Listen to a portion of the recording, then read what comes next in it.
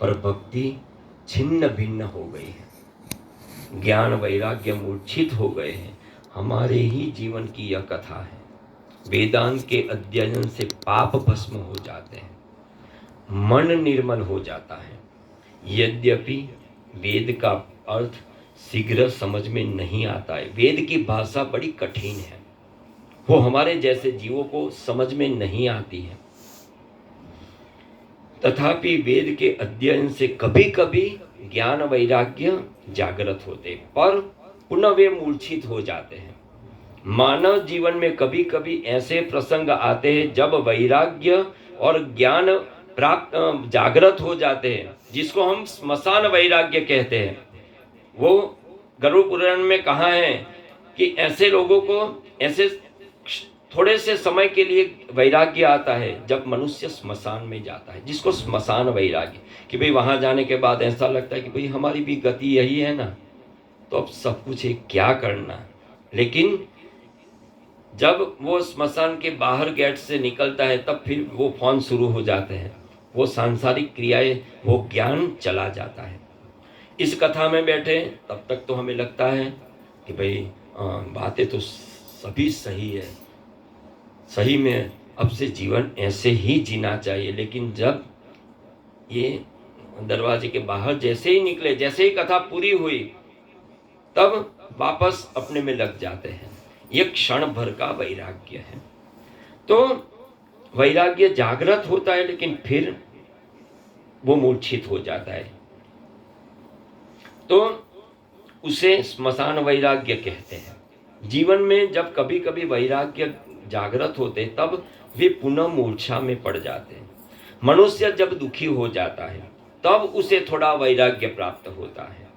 अति दुख में भीतर से ज्ञान का स्फुरण होता है। थोड़े से सुख की प्राप्ति के लिए उसके साथ ज्ञान वैराग्य पुनः मूर्छित हो जाते हैं। नारद जी ने ज्ञान वैराग्य को जागृत करने के लिए अनेक प्रयत्न किए, वेदों के अनेक पारायण किए, पर उन्हें सफलता नहीं मिल रही थी। और तब परमात्मा ने आकाशवाणी के द्वारा नारद जी से कहा कि अपनी इच्छा के अनुसार किसी संत से पूछकर उनकी आज्ञा के अनुसार कोई ऐसा सत्कर्म करो। साधु संत जो कुछ कहते हैं वो अनुभव प्राप्त करने के बाद ही कहते हैं। अनुभव का ज्ञान आपको किसी पुस्तक से नहीं मिलेगा, किसी संत से पूछिए, संत की आज्ञा के अनुसार आप ऐसा साधन कीजिए। क्योंकि शास्त्रों में लिखा है कि जो हम शास्त्र प्रमाण को मानते हैं कि आप कोई भी बात करो तो आप कहोगे कि भाई आप ऐसा प्रमाण कहाँ है, उसकी कलम कौन सी है, तो बताते हैं उसका कौन सी कलम है जो कोर्ट में, कि कौन सी कलम के हिसाब से आप बोल रहे हो। तो यहाँ कहते कि एक और कलम है, शास्त्र की कलम तो है ही, लेकिन संत के अंतःकरण की प्रवृत्ति ही प्रमाण माना गया है। जो फिर आपको किसी शास्त्र में आप मत ढूंढने जाओ कि ऐसा है कि नहीं, जो अपने गुरु ने कह दिया, अपने संत ने कह दिया, वो ही प्रमाण होता है। तो नारद जी ने सबसे पूछा कि ज्ञान वैराग्य के साथ भक्ति को जागृत करने का कोई रास्ता दिखाइए, परंतु किसी से कोई मार्गदर्शन नहीं मिला। नारद जी ने बद्रिकाश्रम में सनत कुमारों को सारी कथा सुनाकर वही प्रश्न किया कि सनत कुमारों को कहा कि आप, उन्होंने जवाब दिया कि क्योंकि सनत कुमार संत है, उन्होंने कहा कि हे नारद जी, आप श्रीमद् भागवत की कथा कीजिए, आपकी इच्छा पूर्ण होगी, ज्ञान वैराग्य के साथ भक्ति जागृत होगी। यह कथा बहुत मधुर है, इस कथा का श्रवण कीजिए, इससे प्रेम जागृत होता है, संसार में अरुचि आ जाती है, पाप भस्म हो जाते हैं और ज्ञान वैराग्य के साथ वहां भक्ति प्रकट होती है। आप भागवत की कथा कीजिए। नारद जी ने कहा कि भागवत में वेद का अर्थ भरा हुआ है, मैंने तो वेदों के अनेक पारायण किए हैं, पर कोई परिणाम सामने नहीं आया है। तो सनत कुमारों ने कहा कि वेद से ही भागवत निकली है और इसीलिए भागवत को पंचम वेद कहा गया है। वो पांचवा, वैसे तो 4 वेद हैं लेकिन पांचवा वेद श्रीमद् भागवत है। तो मैंने अनेक बार वेद के पारायण किए हैं। तब सनत कुमारों जी ने कहा कि यह भागवत वेद से ही निकली है। फिर भी वह भागवत में वेदों से अधिक दिव्य शक्ति है। दूध से घी उत्पन्न होता है, दूध से ही घी उत्पन्न होता है। जब दूध नहीं होता है तब घी उत्पन्न नहीं हो सकता है, पर दूध से अधिक घी का मूल्य है। दूध से अधिक शक्ति घी में है। 2 तोले घी होता है तो दीपक जलता है, परंतु 2 किलो, 2 लीटर, 2 मन अगर आप दूध दीपक में डालो तो दीपक नहीं जलता है, 2 बूंद घी से जलता है। इसीलिए घी का महत्व है, तब भी वह नहीं जल सकता। भागवत सर्व वेदों का सार है।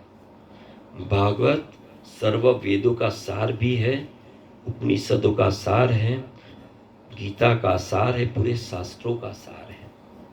वेदोपनिषदाम सारा जाता भागवती कथा, ये सभी का सार है। और तब उन्होंने, नारद जी ने ये स्वीकार किया। कथा के प्रारंभ में जय जयकार हुआ है। सनत कुमार सावधान करते हैं, वे बतलाते हैं कि यह कथा अति मधुर है, इस कथा को प्रेम से सुनिए, बड़े प्रशांत चित्त से सुनिएगा। कान से अपने श्रवण रंध्र से, अपने कान से परमात्मा मनुष्य के मन में आते हैं, उनके भीतर आते हैं। आप जिन्हें सुनते हैं वे आपके मन में आते हैं। संसार को सुनेंगे तो संसार आपके मन में आएगा। सदा सेव्या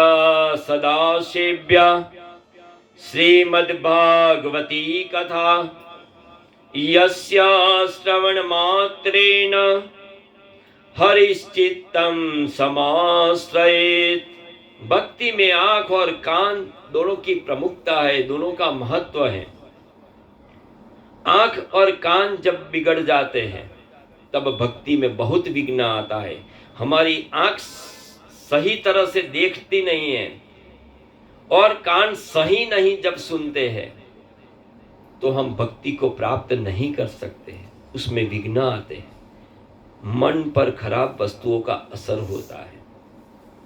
खराब शब्दों के सुनने के बाद मन खराब हो जाता है। इससे वेदों में आज्ञा दी गई है कि कोई खराब शब्द कानों में न आए, कोई खराब चित्र आंखों में न दिखाई दे।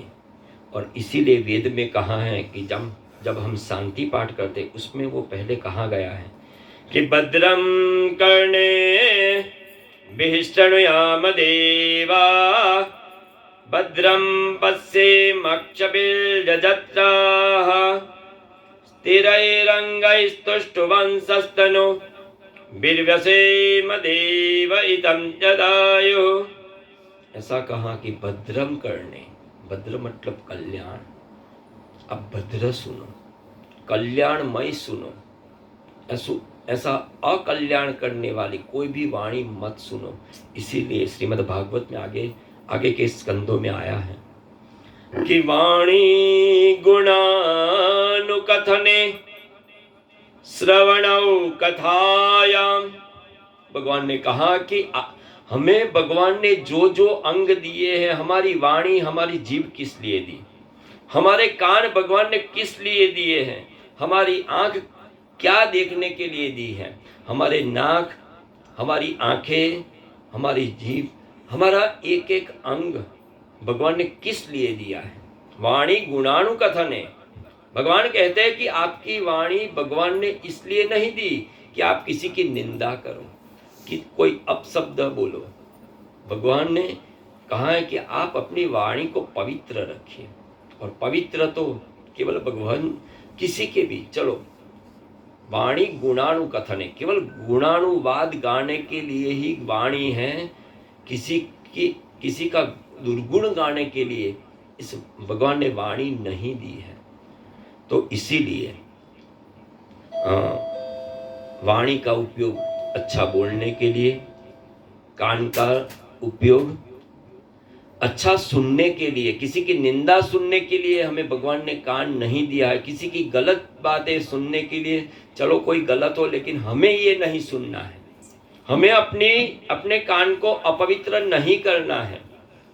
तो इसीलिए भगवान ने हमें ये वाणी दी है, ये कान दिए हैं। उसमें अधिक विस्तार में अभी मैं नहीं जाऊंगा, लेकिन जो जो अंग दिए हैं उससे वो उसको पवित्र रखे, अपवित्र ना करे। तो उसी श्रवण के द्वारा भगवान हमारे भीतर आते हैं। प्रभु का प्रवेश आंखों के द्वारा, कानों के द्वारा वो हृदय में आते हैं। परमात्मा की कथा का प्रेम से अगर श्रवण किया जाए तब परमात्मा का कानों के द्वारा भीतर प्रवेश होता है। इसीलिए कथा का बड़ा महत्व है। यह कथा अति दिव्य है। इस कथा के महात्म्य का कौन वर्णन कर सकता है। जब भगवान श्री कृष्ण स्वधाम में गए तब उन्होंने अपना दिव्य तेज यह श्रीमद् भागवत में रखा है। बोलिए श्रीमद् भागवत भगवान की जय। भगवान स्वधाम पधारे हैं, वहां वो स्वरूप लेके गए, लेकिन अपना मूल स्वरूप तो यह श्रीमद् भागवत में ही रखा है। तो भगवान हमारे सामने ही है, हमारे में ही है।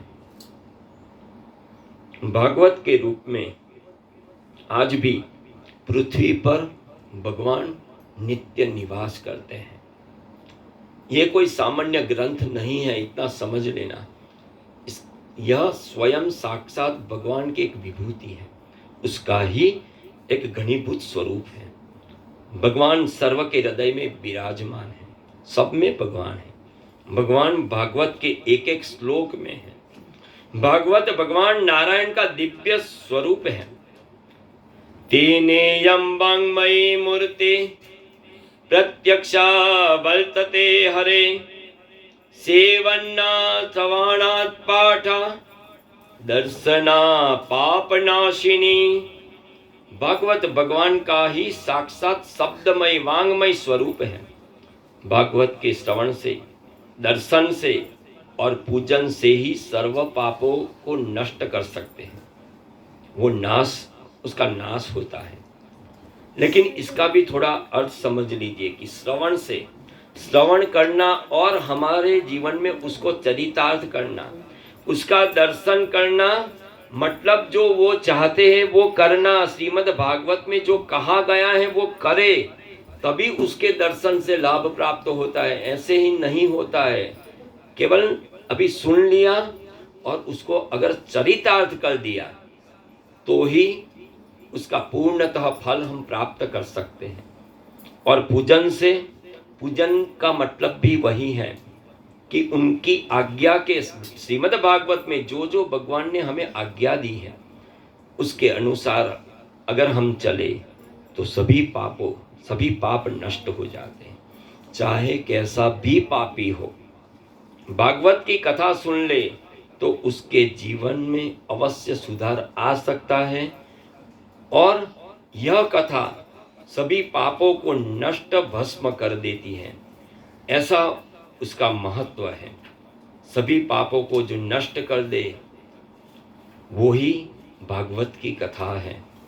तो इसीलिए भगवान ने इस भागवत का बड़ा महत्व दिया है कि भागवत कोई सामान्य ग्रंथ नहीं है। आप उसको समझ लीजिएगा कि भगवान उसका साक्षात घनीभूत स्वरूप है। एक कथा अति दिव्य है। भगवान कृष्ण जब प्रत्यक्ष विराज रहे थे तब कुछ थोड़े जीव उनकी शरण में आए। जो योग्य थे उनका उद्धार स्वयं प्रभु ने किया। पर जो प्रत्यक्ष नहीं है, तब भगवान की कथा उनके जीवन का कल्याण करती रहती है। भगवान से भी भागवत की कथा में अधिक शक्ति है। कहते हैं ना कि राम से बड़ा राम का नाम। उनके नाम भगवान ने तो थोड़े को तारा है था, लेकिन भगवान के नाम ने कलयुग में कितने जीवों का तारण किया है, उसके कई दृष्टांत हैं। दुर्योधन, रावण जैसे दुष्ट भी कथा सुनकर परमात्मा के नाम का जप करने लगे। अगर वो जप करने लग जाए तो उनके जीवन में भी सुधार आ सकता है, चाहे कैसा भी बड़ा पापी क्यों ना हो। इस कथा को सुनकर अपने पाप को भस्म कर सकता है। कथा पाप को भस्म कर देती है, और इसका दृष्टांत भगवान अपने गुरु नानक जी ने कहा है कि सुनने से क्या होता है। सुनिए दुख पाप का नासो, सुनिए दुख पाप का नासु। नानक जी कहते हैं कि केवल केवल केवल भगवान का नाम संकीर्तन, भगवान की कथा सुनने से ही अपना जो जीवन में जो दुख है, जो पाप का कारण है, वो दुख नष्ट हो जाता है। केवल सुनने से ये होता है। तो सुनने का बड़ा महत्व है। कथा उस पाप को भस्म कर देती है, पर एक ही शर्त से पाप भस्म होते कि कथा को सुनने के बाद पाप नहीं करने चाहिए। चलो पाप नष्ट तो हो गए, लेकिन फिर हम पाप ना करें, तो पाप नहीं करने चाहिए। कई लोग कथा को सुनते हैं, पाप भी करते रहते हैं। जब पाप करते समय ऐसी अनुभूति होती है कि मैंने तो कथा सुनी है, मैंने उस कथा में ऐसा सुना था कि ऐसा पाप करना बहुत बुरा है। तब वे मन को मनाते रहते हैं कि कथा जब दूसरे स्थान पर होगी तब पुनः मैं सुनने लगूं, और मेरे पाप को वे चालू रखते हैं कि जब तक कथा आएगी तब तक मैं पाप चालू रखूंगा, और फिर कथा में जाऊंगा और फिर पाप नष्ट कर दूंगा। नहीं, आपके पाप अब भस्म होने वाले हैं। मन से ऐसा निश्चय करो कि अब मेरा नया जन्म हुआ है। जब मैंने कथा सुनी, मेरे पाप नष्ट हो गए हैं, तो अब मेरा नया जन्म हो गया। अब मैंने पाप कर्म छोड़ दिए हैं। आज से मैं भगवान का हुआ हूँ। मैं किसी और का नहीं हूँ, मैं केवल मेरे भगवान का, मेरे ठाकुर जी का। अब पाप कभी नहीं करूँगा। कथा नया जीवन देती है। कथा सुनने के बाद जो लोग पाप छोड़ते हैं, प्रभु उन्हें क्षमा करते हैं। और भगवान ने ये वचन श्रीमद् भगवत गीता में दिया है कि अर्जुन बहुत बातें करता रहता है, कि कई प्रश्न करते रहता है कि भगवान आपने ये सारी बात तो कही, लेकिन ये बहुत तर्क करता है। और जो बुद्धिमान होते ज़्यादा तर्क करते हैं। तब भगवान को कहना पड़ा आखिरी अध्याय में, आखिरी श्लोकों में, कि सर्वधर्मान परित्यज्य मामेकं शरणं व्रज अहं त्वा सर्वपापेभ्यो मोक्षयिष्यामि मा शुच। तब भगवान को अपना प्रगटीकरण करना पड़ा कि हाँ, मैं ही भगवान हूँ। अब तुम सब कुछ छोड़कर मेरी शरण में आओ, तब मैं तुम्हारे सारे पाप नष्ट कर दूंगा। जब हम भी यह सोचे, अपनी बुद्धि, अपना मन भगवान को दे और कहे कि भगवान अब मैं तेरी शरण में आया हूं, आज के बाद मैं और किसी पाप की ओर नहीं जाऊंगा, तब भगवान हमारी इस जन्म में, कई जन्मों में की हुई कितने भी पाप, कितनी भी गलतियां माफ कर देते हैं। भगवान बड़े दयालु हैं, तो हमें क्षमा करते हैं। और इसका एक दृष्टांत है। थोड़ा समय लगेगा, समय तो है ना सबके पास। तो हाँ, तो उसका एक दृष्टांत है, इसकी एक कथा आती है, क्योंकि दृष्टांत के बिना सिद्धांत मनुष्य की बुद्धि में प्रतिष्ठित नहीं होता है। एक दृष्टांत देता हूं कि तुंगभद्रा नदी के तट पर एक आत्मदेव नाम का ब्राह्मण रहता था। उसके घर में बहुत संपत्ति थी, पर वह संतति के अभाव में उसके वहां कोई संतान नहीं था, और उस संतति के अभाव में वो दुखी रहता था। इतना बड़ा ज्ञानी, आप समझ लो, थोड़ा चिंतन करो, थोड़ा समझो कि इतना बड़ा विद्वान ब्राह्मण जिसको सारे वेदों की सारे शास्त्रों की पता है, सारी चीज पता है, सब जानता है, फिर भी उसको ये अभाव लगता है कि मेरे वहां कोई संतान नहीं है। थोड़ा सोच कर देखिए तो पता लगेगा कि हम सब भी आत्मदेव जैसे ही हैं। यह जीव परमात्मा का अंश है और आत्मा को देव मानता है, आत्मा को देव बनना पसंद भी है। जिसका जीवन दिव्य है, जो परमात्मा से प्रेम करता है, वह देव बन जाता है।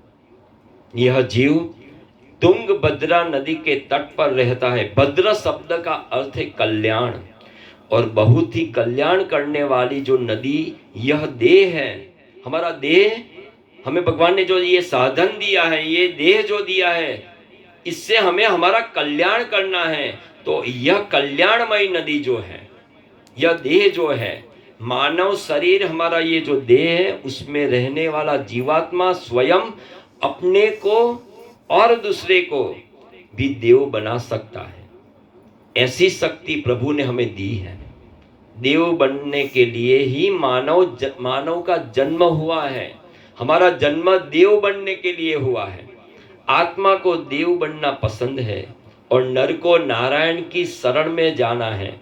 भगवान को और किसी मनुष्य की शरण में नहीं जाना है। हमें केवल अपने ईश्वर की शरण में ही जाना है।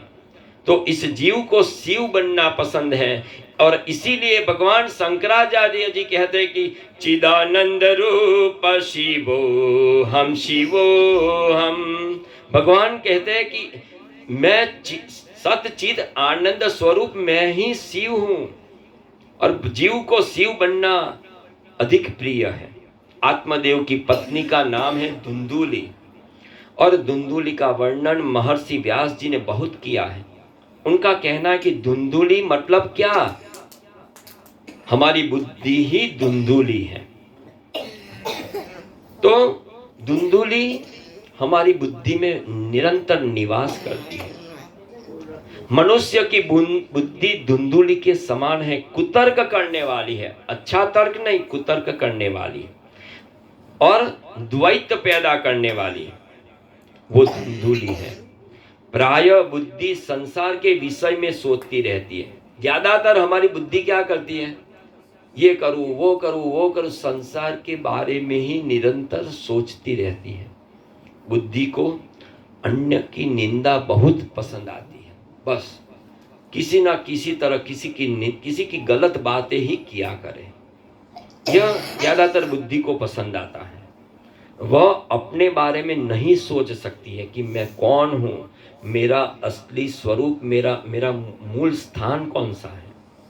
बुद्धि का पति आत्मा है, पर बुद्धि आत्म स्वरूप के विषय में कभी, अपने पति के बारे में तो वैसे भी हम देखने जाए अभी के समय में तो पति के बारे में ज्यादा नहीं सोचती है पत्नी, ज्यादातर अपने बारे में सोचती रहती है। तो ये बुद्धि ऐसा काम करती है कि मानव बुद्धि धुंधुली के समान है, और धुंधुली बड़ी क्रूर है।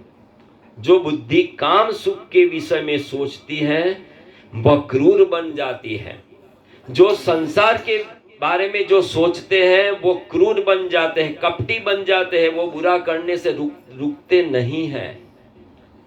और हम सबका यही अनुभव है, अगर हमारा स्वार्थ हो तो किसी का भी हम बुरा करने से नहीं बचेंगे, वो नहीं रुकेंगे। हम उसका बुरा कर, क्योंकि अपना स्वार्थ के लिए हम किसी का भी बुरा कर सकते हैं, ज़्यादातर वो देखने में आया है, तो कपटी हो जाते हैं। थोड़ा सा कुछ प्राप्त करने के लिए हम अनीति का सहारा ले लेते हैं, हमारी बुद्धि वही सहारा लेती है, हम कपटी हो जाते हैं, पत्थर सदृश कठोर हो जाते हैं। जब मानव थोड़ा सा काम सुख चाहता है तब वह बहुत बुरा नहीं है, पर काम सुख का चिंतन बहुत बुरा है, निरंतर उसका चिंतन करना बुरा है।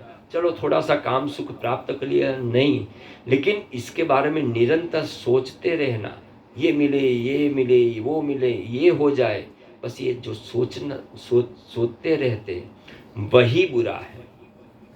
लोकवार्तारता क्रूरा प्रायसो बहुजल्पिका सुराच गृहकृत्येषु कृपण कलह प्रिया। कहते हैं कि बहुत बोलने वाली बुद्धि का पति जीवात्मा है, और बुद्धि के साथ इस जीव का विवाह हुआ है। आत्मा और बुद्धि का संबंध हो जाने के बाद जो भजनानंदी किसी संत का सत्संग किया जाए तो विवेक रूपी सत्पुत्र का जन्म उसके वहां होता है, उसमें विवेक आता है। क्योंकि कहा गया ना कि बिनु सत्संग विवेक न होई, ए जी राम कृपा बिनु सुलभ न सोई। ईश्वर की कृपा होती है तभी हमें यह सत्संग सुनने का लाभ प्राप्त होता है, और यह अगर सत्संग हो गया, सही में हमने सत्य का संग कर लिया, तो ही हमारे में वो विवेक बुद्धि आती है। तो वो विवेक का जन्म ऐसी बुद्धि से होता है, ऐसे सत्संग से होता है। संपत्ति से सत्पुत्र की प्राप्ति नहीं होती है, जब सत्संग करेंगे तब सत्पुत्र की प्राप्ति होगी। विवेक संपत्ति से नहीं मिलता है, वह सत्संग से ही मिलता है। जो सत्संग नहीं करते, जो सत्य का संग, सत्संग एक संकीर्ण शब्द में आप मत लीजिए कि केवल आप यहाँ कथा सुनने के लिए आए हैं तो यही सत्संग, ऐसा नहीं। परम सत्य को जाने और उस सत्य की चर्चा आप भी चलो आपस में करते रहते हैं तो वो भी सत्संग ही है। आप भगवान का नाम जप करो, वो भी सत्य, क्योंकि भगवान का नाम ही सत्य है। तो निरंतर उसी सत्य के साथ रहना वो ही सत्संग है। तो उसी सत्संग से विवेक रूपी पुत्र की प्राप्ति होती है। आत्मदेव ने संपत्ति का उपभोग किया, पर उसने सत्संग नहीं किया है। शास्त्रों को तो जाना, लेकिन सत्य का संग नहीं किया है। इससे वह बड़ा दुखी हुआ। एक दिन आत्मदेव आत्महत्या करने के लिए नदी के तट पर गया। एक सन्यासी वहां घूमते घूमते आ पहुंचे। उनका नियम था कि वे झोली में मधुकरी लेने जाते और 5 घरों से मधुकरी मांग कर लाते, और मधुकरी का अन्न जो है वो गंगा जी में डालते, और अन्न का स्वाद जल देवता को समर्पित करते, और फिर वही स्वाद विहीन अन्न दिन में एक बार ही वो ग्रहण करते हैं। ऐसा जो सन्यासी है जिसके ये धर्म है, वो ऐसे स्वाद, बिना स्वाद भोजन करते हैं, और ऐसे 5 घरों से ही मांगना रहता है। उसमें जो कुछ मिले वो गंगा जी को अर्पण करना, और स्वाद गंगा जी को देना, और जो बचा है वो खुद ले लेना। तो और एक बार ही ग्रहण करना। ऐसे कई सन्यासी के नियम होते हैं। वस्तु तो स्वाद में जिसका मन लगा है, हमें ये बात समझाते हैं कि हमारा मन स्वाद में लगा कि ये स्वादिष्ट होना चाहिए, ऐसा मिलना चाहिए, ऐसा होना चाहिए, तो स्वाद में हमारा मन लगा है, हम सभी की बात है। उसे भक्ति रस की, जिसका मन स्वाद में है उसको भक्ति का स्वाद नहीं मिलेगा।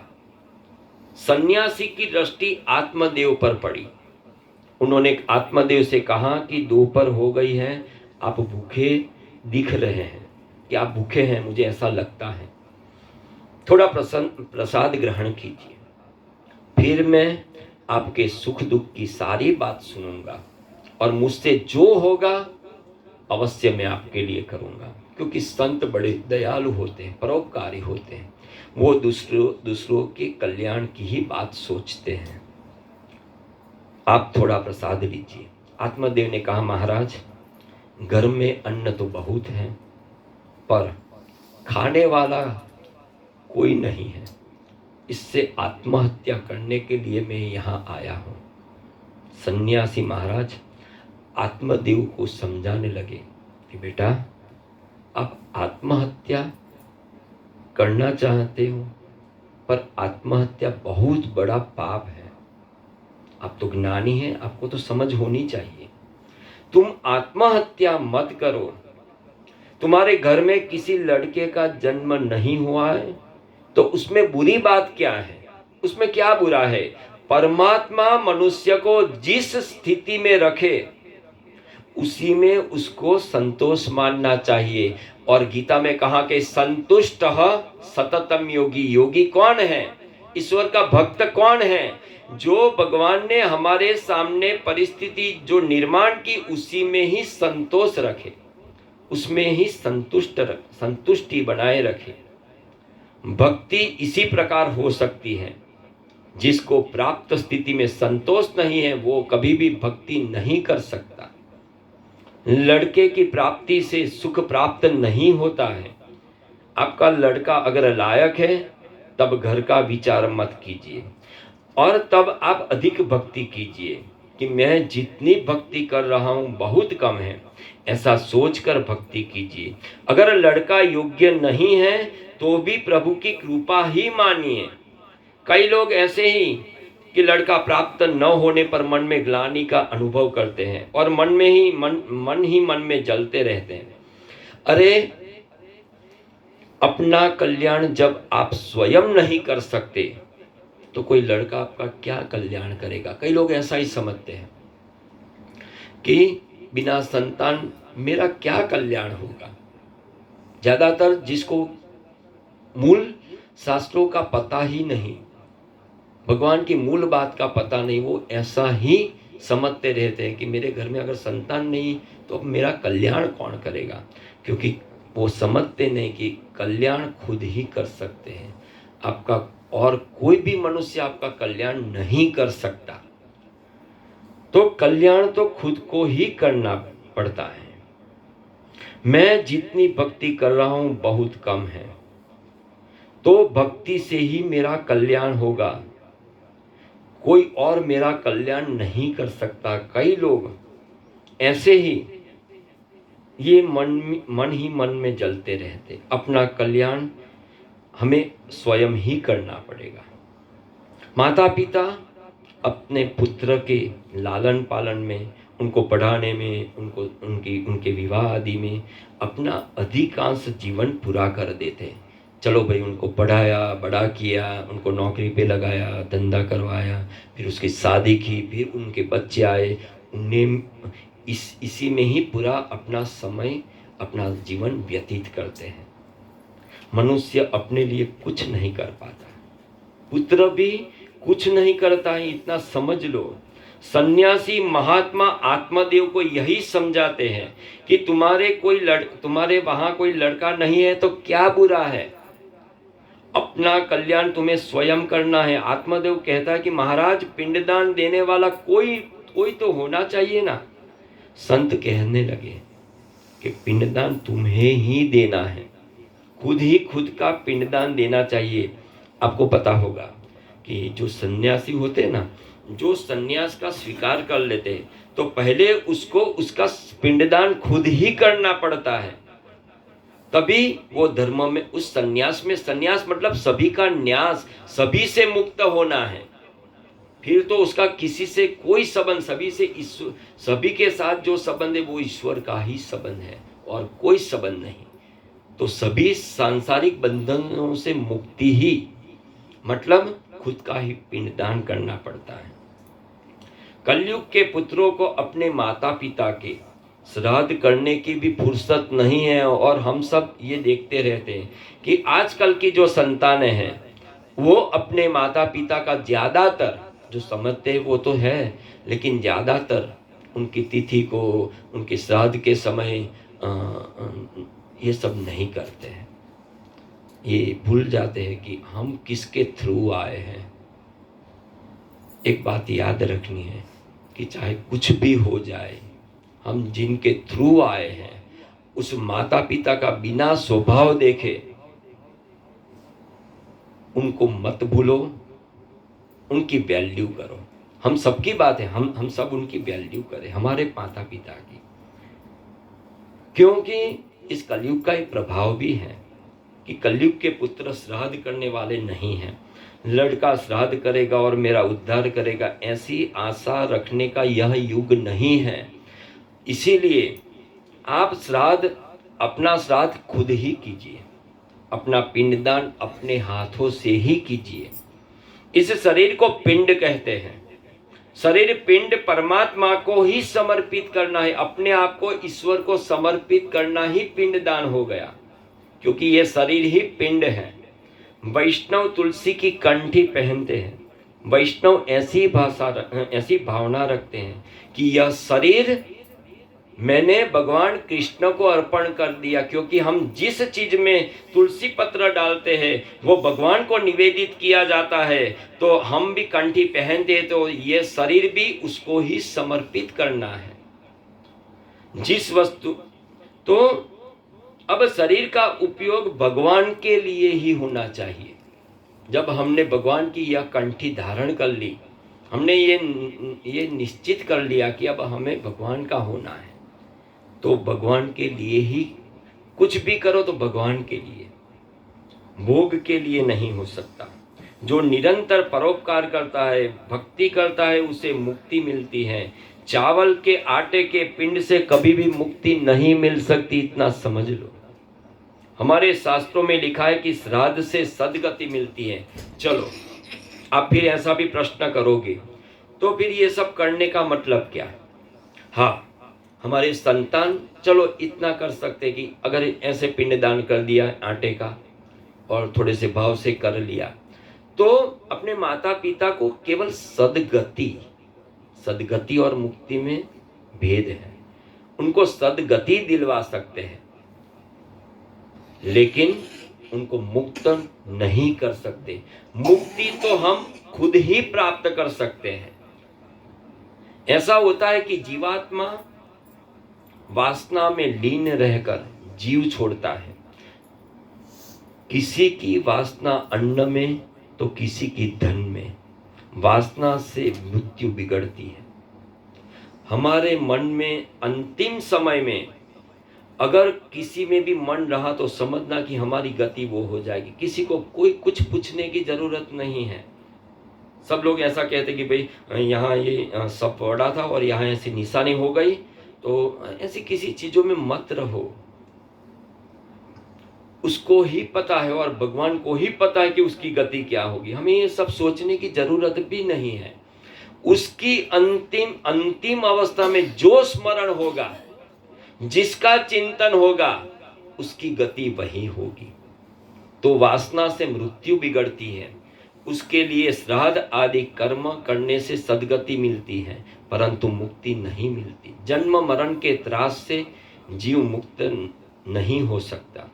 जन्म मृत्यु के त्रास से वही मुक्त हो सकता है जिसकी वासना, जिसका मन इस सांसारिक संबंधों से मुक्त हो गया हो, वो ही मुक्ति प्राप्त कर सकता है।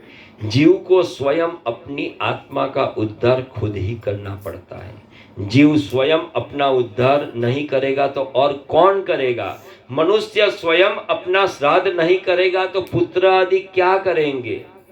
सन्यासी महात्मा आत्मदेव को यही बात समझाते हैं कि आप निश्चय कर लो कि अपना श्राद्ध मुझे स्वयं करना है।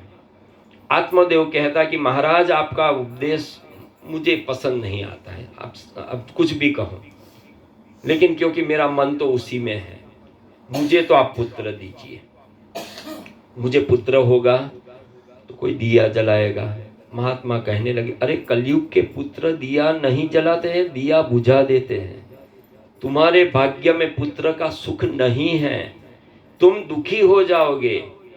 आत्मदेव कहने लगा, भले ही मैं दुखी हो जाऊं, पर मुझे पुत्र तो चाहिए, मेरे भाग्य में नहीं है तो फिर अपने भाग्य से मुझे पुत्र दीजिए, नहीं तो मैं आत्महत्या करने के लिए आया हूं और आत्महत्या करके जाऊंगा। बस सन्यासी जी को दया आएगी, क्योंकि सन्यासी बड़ा बड़ा दयालु होता है।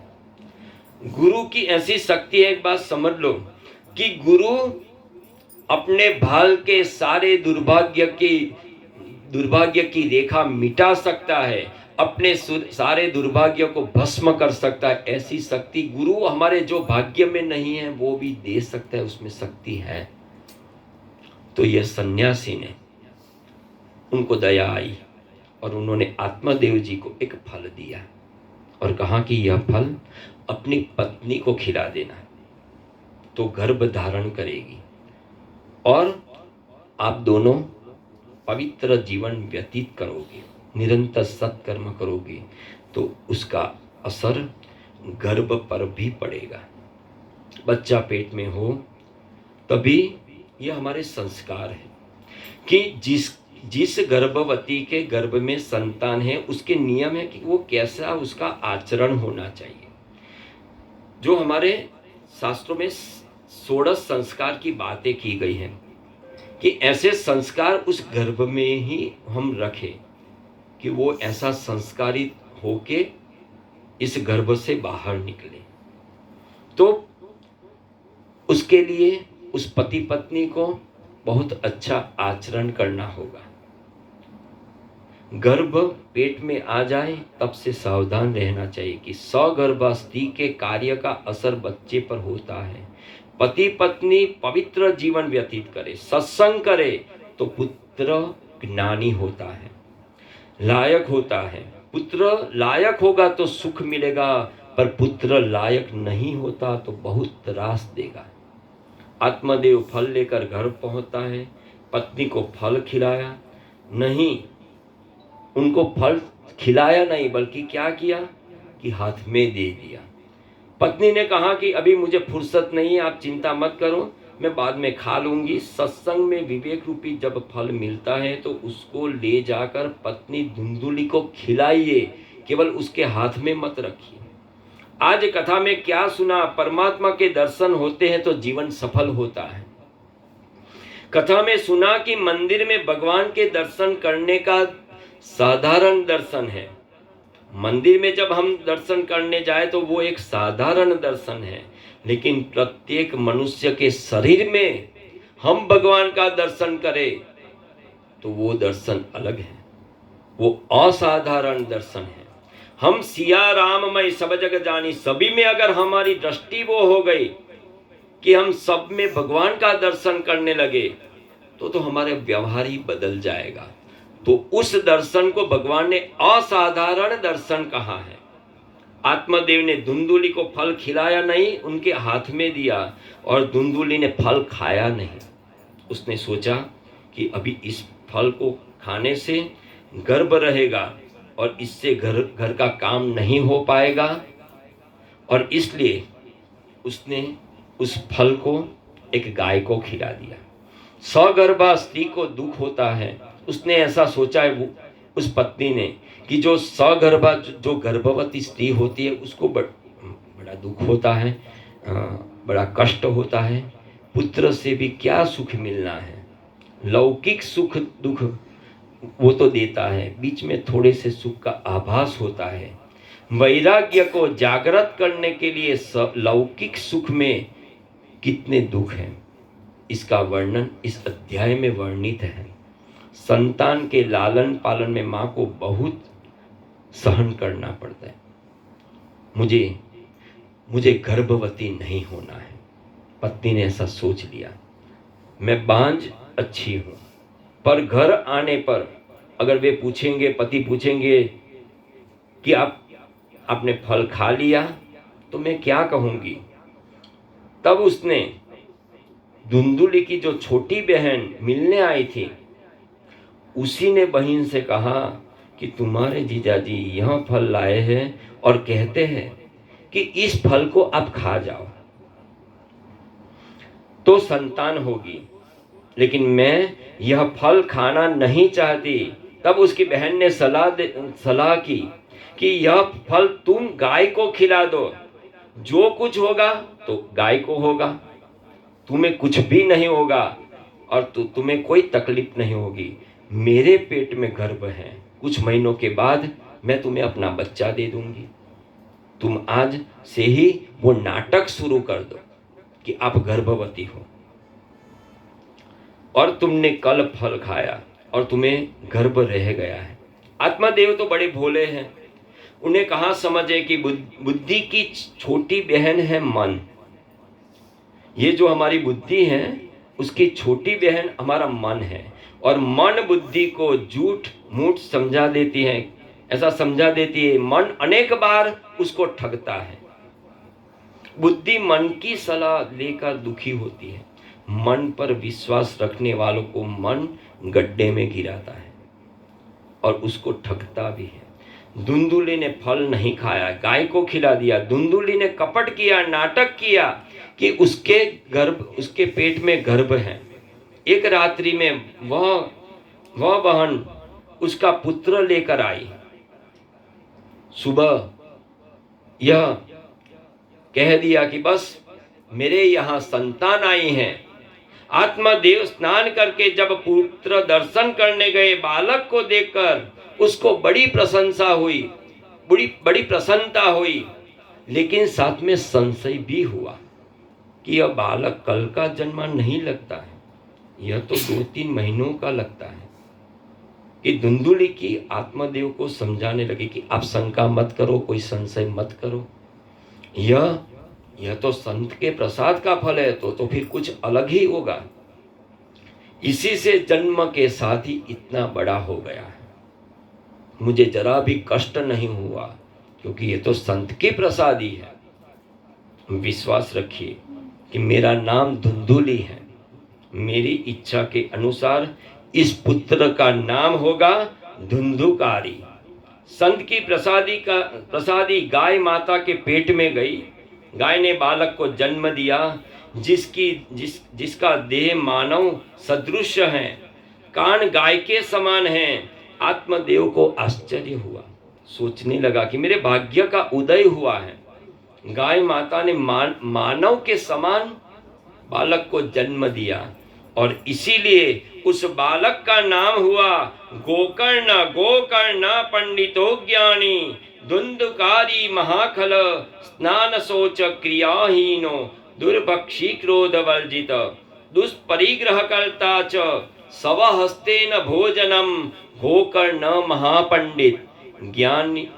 गोकर्ण एक महापंडित हुआ, जो संत की प्रसादी थी वो बड़ा पंडित हुआ, और जो उस बहन का जो बालक हुआ था वो बड़ा क्रूर हुआ। सौ का हाथ अर्थात दुराचारी का हाथ, जो अपने हाथों से गलत कर्म करते हैं वो ही उसको सौ का ही हस्त माना जाता है। जो हाथ परमात्मा की पूजा नहीं करता, जो हाथ किसी का परोपकार नहीं करता, वह हाथ 100 के समान होता है। सत्कर्म न करके जो खाना खाता है उसका खाना 100 के हाथ से खाना खाने के बराबर ही है। धुंधुकारी के लिए कहा गया है कि 100 हस्तेन भोजनम, और वह ठीक से स्नान भी नहीं करता है। हमारे शास्त्र में स्नान के भेद बताए गए हैं, लेकिन उस तरह वो स्नान नहीं करता है। धुंधुकारी 5 इंद्रियों में फंस गया है। जो नालायक पुत्र माता पिता को रुलाता है, जो धुंधुकारी ने घर की संपूर्ण संपत्ति बर्बाद कर दी है अपने आचरण से, पैसे के लिए वह माता पिता को मारने लगा। आत्मदेव बहुत दुखित हुआ। गोकर्ण उन्हें समझाता है कि पिताजी बहुत गई थोड़ी रही, अभी आपके घर छोड़ने की इच्छा नहीं होती है। मृत्यु सवार है, काल धक्के लगाकर मारेगा, तब आप हाय हाय करके जाओगे। आपकी उम्र तो अब हो गई है, जाने की उम्र हुई है, जब काल लेने आएगा तब आप अब जाओगे। यह सब समझकर पहले से ही आप इस घर को छोड़िए। आत्मदेव नदी तट पर गए, वहां दिन भर भक्ति करने लगे। प्रेम पूर्वक 10वें स्कंद का पाठ करते हैं। 11 घंटे एक आसन पर बैठकर शांति से पाठ करने लगे। स्कंद पूर्ण होता है। अनुसंधान के साथ भावपूर्वक परमात्मा के दर्शन के साथ साथ शरीर के अंगों को बिना हिला डुलाकर, मतलब मन से वो हिलता नहीं है और पाठ करता है, जिसके सब अंग स्थिर हैं, वह परमात्मा के बड़े प्रिय हैं। अंग स्थिर होना मतलब मन से जो एक में निष्ठ है, जो एक को ही समर्पित है और एक को ही मानते हैं, वो उस परमात्मा के बड़े प्रिय हो जाते हैं। पाठ जब ऐसा करते हैं तब मन हिलना नहीं चाहिए। मैं अपने प्रभु के समक्ष बैठा हूं, मैं जो कुछ बोल रहा हूं उसे मेरे प्रभु सुन रहे हैं। इस प्रकार भगवान के दर्शन के साथ साथ भगवान के स्मरण के साथ धीरे शांति से मंत्र करो, पूजा करो, जाप करो, पाठ करो। आत्मदेव सुबह से पाठ का प्रारंभ करते हैं और जब मन इससे अति निर्मल हो गया तब परमात्मा के दर्शन की तीव्र इच्छा जागृत होती है। मन मलिन होता है, इससे संसार में रम जाता है। मन जब अति निर्मल होता है तभी मनुष्य को परमात्मा के दर्शन की इच्छा होती है। संसार का बहुत अनुभव हुआ, अब मुझे इस संसार में नहीं रहना है। तात्पर्य यह है कि जिसके भाग्य में संतान सुख नहीं था वो चाहे कुछ भी कर ले, उसको संतान सुख नहीं मिलता है। इस तरह नहीं मिलता है चाहे किसी भी घटना से, लेकिन जिसके भाग्य में नहीं है, इस आत्मदेव के भाग्य में 7 जन्मों तक संतान सुख नहीं था। उस सन्यासी ने समझाया लेकिन वो माना नहीं, तो फिर उसकी ऐसी दशा हो गई। एक दिन वो जब पाठ पूर्ण हुआ, परमात्मा प्रकट हुए, आत्मदेव को द्वारकानाथ के दर्शन हुए। आत्मदेव बारंबार उसके दर्शन करने लगे। मन से कहता है कि प्रभु मुझे अब आपके चरणों में ही जाना है। परमात्मा को दया आती है, प्रभु आत्मदेव को उठाते हैं, उस जीव को वे अपना लेते हैं, हृदय से लगा लेते हैं। आत्मा परमात्मा का अब मिलन हुआ है और जो भगवान के आश्रम में जाता है वह भगवान को प्राप्त होता है और आत्मदेव फिर कृतार्थ होता है। इस और धुंधुकारी थोड़ा अब समय का वो अभाव है तो थोड़ा कथा को वो करूँगा थोड़ा कि धुंधुकारी की दशा ऐसी हुई कि वो ऐसी स्त्रियों के चक्कर में आया, उसका पैसा बर्बाद कर दिया। और गोकर्ण ने सोचो कि कुसंग से मेरा जीवन पापमय हो जाएगा, तो इसीलिए गोकर्ण ने अपना घर का त्याग कर दिया। इस तरफ धुंधुकारी ऐसी स्त्रियों के संग में आ गया, चोरी करने लगा, पाप से पैसा कमाने लगा और उस स्त्रियों को प्रसन्न करता रहता। जो पाप करके सुख भोगते हैं वे सब धुंधुकारी के समान ही हैं। एक बार लोभ से विवश धुंधुकारी राजमहल में चोरी करने गया और रानी के आभूषण उठा के ले आया और उस स्त्रियों को दे दिए। और उस स्त्रियों ने सोचा कि यह राजा का धन है और अगर पता चल गया तो हमें भी सजा होगी, क्यों न हम इस धुंधुकारी को ही मार डालें और सभी आभूषण ले ले। इसमें क्या बुरा है? जो स्वार्थी मनुष्य हैं वो ऐसा ही करते हैं, मधुर वाणी का व्यवहार करते हैं, अच्छा मीठा मीठा बोलते हैं, पर उसके हृदय में वो पैनी छुरी होती है। हमारे शास्त्रों में वर्णन है कि स्त्री हृदय कोमल होता है, परंतु उसका जो कुसंग हो जाए तो उसका हृदय वज्र से भी कठोर हो जाता है। ये स्त्रियां लोभ से धुंधुकारी को मारने के लिए तैयार हो गई। धुंधुकारी के हाथों में, पैरों में, गले में रस्सियां बांधकर उसको मारने लगी। धुंधुकारी बलवान है और आखिर में उसकी मृत्यु हो जाती है, उसकी दुर्गति हुई। और अति पापी भी प्रेत समान है। प्रेत को देखना किसी को पसंद नहीं है। अति पापी जो होता है उसको देखना मतलब हम प्रेत को देख रहे हैं। धुंधुकारी ने बहुत पाप किए हैं, वह प्रेत योनि में दुख पा रहा है।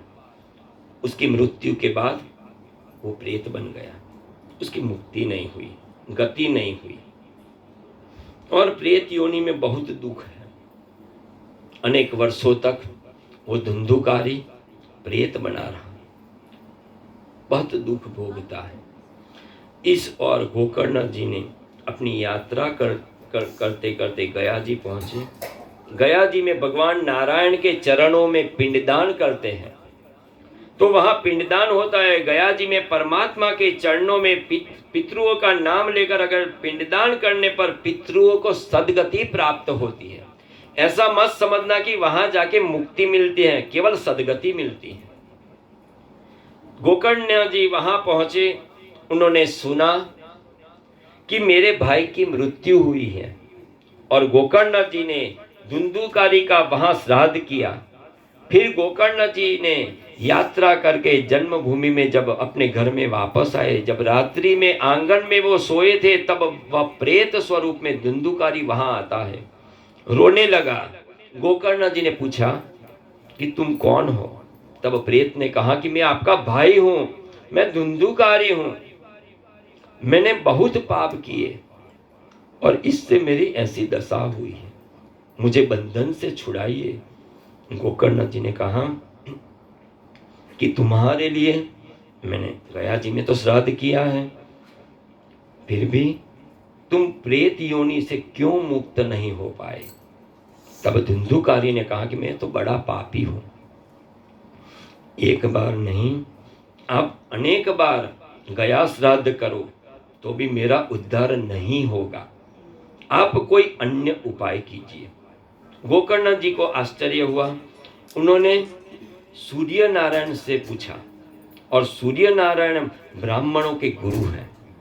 ब्राह्मण को जब से यज्ञोपवीत दिया जाता है तब से उसका संबंध सूर्य नारायण से हो जाता है। पिता पुत्र से कहते कि आज से तुम सूर्य नारायण के पुत्र हो। जिस तरह राजा के घर का सिपाही गले में राज चिन्ह रखता है, उसी तरह यज्ञोपवीत वेदों द्वारा दिया गया श्रुति चिन्ह है। यज्ञोपवीत धारी मानता है कि परमात्मा नारायण का मैं दास हूं। कई लोग मानते हैं कि यज्ञोपवीत पहले के जमाने में चाबी, जो लोग बुजुर्ग थे वो अपनी चाबी लटकाने के लिए उसका बहुत अच्छा उपयोग करते थे। तो यज्ञोपवीत एक एक धागे में एक एक देव की स्थापना की जाती है, वो कोई सामान्य बंध नहीं है। यज्ञोपवीत में चाबी लटकाने देने से फिर वहां देव नहीं रहते हैं, इतना समझ लो। उसका दुरुपयोग हमें देव से दूर करते हैं। दूसरे दिन गोकर्ण जी ने ब्राह्मणों के गुरु सूर्य नारायण से पूछा कि मेरे भाई के उद्धार के लिए कोई रास्ता बताइए, ऐसा कोई रास्ता बताइए जिससे मेरे भाई का उद्धार हो। और तब भगवान सूर्य नारायण ने कहा कि श्रीमद् भागवतान मुक्ति सप्ताहम वाचनम कुरु। श्रीमद् भागवत एक मुक्ति का शास्त्र है, भागवत से मुक्ति मिलती है। और तब गोकर्ण जी ने अपने गांव में ही भागवत की कथा कर रहे हैं। मृत्यु के बाद कथा का होना अच्छा है, मृत्यु से पूर्व भी उनकी कथा सुननी चाहिए। पाप छोड़िए, जीवित हैं तब ही निरंतर, जब जीवित है तभी निरंतर भक्ति की आदत डालिए। अपना श्राद्ध अपने ही हाथों से कीजिए। कथा में कई अंधे, कई लंगड़े, कई ऐसे आते हैं, भीड़ बहुत हो गई है। जिसके उद्धार के लिए कथा हो रही है वो धुंधुकारी भी वहां उपस्थित है। उसके लिए बैठने की कोई जगह नहीं रखी है, लेकिन 7 गांठ वाला एक बांस था। उस बांस में उसने प्रवेश किया और वही उस बांस में वो कथा सुनने लगा। प्रत्येक दिन उस बांस की एक एक गांठ टूटती है। 7 दिनों में 7 गांठ वो टूट गई। और थोड़ा सोचिए, ये सोचने जैसी बात है। ये बांस तो स्थूल है, लेकिन तो ध्यान में आएगा कि जीवात्मा जब शरीर छोड़ता है तब प्रायः वासना लेकर शरीर छोड़ता है। वासना अपने जीवन में जो कुछ वासनाएं हैं, जो कुछ कामनाएं हैं, वही गंठन है, वही बंधन है। और पति पत्नी की आसक्ति गांठ है। पुत्र के प्रति अति आसक्ति भी एक गांठ है, एक बंधन है। पैसे में आसक्ति भी एक बंधन है। आसक्ति रूपी गंठन विवेक से छोड़नी है। और विवेक किससे आता है? कथा से आता है, सत्संग से आता है। इन गंठनों को छोड़ना बहुत कठिन है। परमात्मा से प्रेम कीजिए, तभी यह गांठ छूटेगी। 7वें दिन गोकर्ण जी ने परीक्षित के मोक्ष की कथा सुनाई और तब इस गंठनों वाला वह बांस फटा और बांस में से वो तेजस्वी दिव्य पुरुष बाहर आया और वो भगवान को बारंबार वंदन करने लगा। धन्य है इस भागवत की कथा और धन्य है इस सुखदेव जी महाराज को कि मेरे जैसे अति पापी को उनका भी उद्धार किया। मैं भगवान को प्रणाम करता हूँ। गोकर्ण जी ने उसे पहचान नहीं रहे, अतः पूछने लगे कि आप कौन हो। उस धुंधुकारी को अब नहीं पहचाना, क्योंकि उसने भगवान के दर्शन किए और उसका स्वरूप भी भगवान जैसा हो गया। तब उत्तर मिला कि मुझे नहीं पहचानते, मैं आपका भाई हूँ। धुंधुकारी को सद्गति मिली, वह वायुवान में बैठकर प्रभु के धाम में पहुंचा है। अब गोकर्ण जी को बस 5 मिनट, अब गोकर्ण जी को आश्चर्य हो रहा है। उन्होंने पूछा कि भाई यहाँ तो धुंधुकारी ने कथा सुनी, सभी ने कथा सुनी, तो बहुत से श्रोताओं ने यह कथा तो सुनी, फिर भी एक व्यक्ति को ही क्यों इस वायुवान में बैठा कर भगवान ले गए। उस पार्षदों को पूछा और तब उस पार्षदों ने कहा कि धुंधुकारी ने इस कथा को जिस तरह सुना है उस तरह किसी ने नहीं सुना है। श्रवण का बड़ा महत्व है। श्रवण किस तरह किया जाए। उसने उपवास किए। उपवास का मतलब भी समझ लो, फिर वो मन में प्रश्न ना रहे। उपवास का मतलब है, उप मतलब निकट और वास मतलब रहना। तो निरंतर ईश्वर के निकट रहना वही उपवास है। आप खाओ कुछ भी, भगवान को कुछ नहीं वो है। हाँ, खाने से एक वो थोड़ा ज़्यादा वो नहीं होता, ज़्यादा प्रमाद नहीं आता है, ये सारी चीज़ है, लेकिन निरंतर ईश्वर के निकट रहना ही उपवास है। तो उसने उपवास किए हैं और मन से परमात्मा के चरणों में रहता है। भगवान के स्मरण में, वो कथा सुनते सुनते सतत स्मरण भगवान का रहा है। उसने कहीं और नहीं देखा है, कहीं और उसका मन नहीं गया है। वो तो निरंतर भगवान की भाव से, भक्ति से कथा सुनने लगा है और उसका मन भगवान में गया है। वो स्मरण में तन्मय रहने के लिए उपवास करता है और मन से जो परमात्मा के चरणों में रहता है, मन से जो भगवान के धाम में रहता है, उसका ही उपवास सार्थक है। बाकी कितने भी आप उपवास कर लो, उसका कोई वो अर्थ नहीं है। योग्य है, धुंधुकारी ने योग्य रूप से उपवास रखकर इस कथा को सुना है और कथा का मनन किया है।